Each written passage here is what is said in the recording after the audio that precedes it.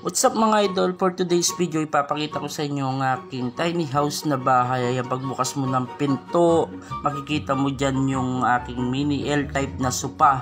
So, ito maliit lang na bahay to mga idol. 30 square meter lang to, kaya small space lang talaga. So, ayan, may TV ako. Bandan dito yung hagdan, papunta sa aking loft bed sa taas. So, ayan yung loft bed ko mga idol. Sobrang liit lang nito mga idol. Saktong-sakto lang sa amin magpapamilya. So ako at ang dalawa kong anak. So pagdating dito, ito yung front ng aking wall.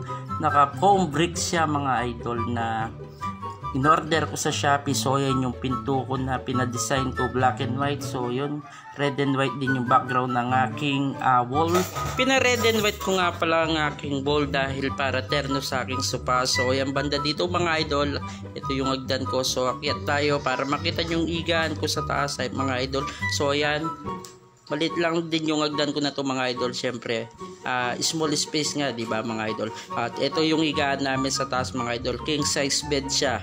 So kasyang kasya kami dito at maluwang pa to mga idol. 90% pa lang natapos tong bahay ko na to mga idol dahil hindi pa siya nakakisame. So ito mga idol, nandito yung aking balcony na maliit. So makikita mo yung sala pagdating sa taas. So, kaway-kaway naman dyan.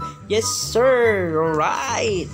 Ayan mga idol. So gusto ko talaga yung nakikita ko yung sala pagdating sa taas. Sobrang sarap sa pakiramdam mga idol. Nakikita mo yung pinagpaguran mo. So ito na nga banda dito mga idol. Ito yung sliding window ko. Makikita mo mga yero. Yan. Yung side na to sa amin din to. Sa kapatid ko yan. Ginawa ko nga pala tong video na to para hindi pagyabang sa inyo. At ginawa ko tong video na to dahil may nagre-request na house reveal sa aking munting tahanan. Sarap sa pakiramdam na maabot mo ang pangarap mo. Ayan mga idol. Magsumikap ka lang kahit mabagal ang pag-unlad mo, balang araw mo tutupad mo rin ang iyong pangarap syempre.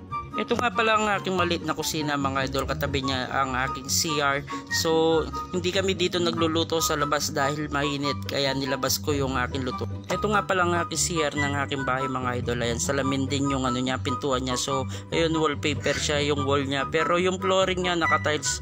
Ayan, pinintura ko lang pag samantala yan.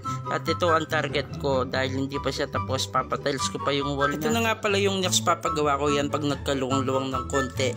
Kaya wag mong isipin ng pagod sa trabaho, isipin mo na lang kung paano kumayod para matupad ang pangarap. Lahat ng pangarap ay dumadaan sa hirap, pero kakayanin din itong matupad basta determinado ka at hindi ka susuko. Isang like and share naman, salamat!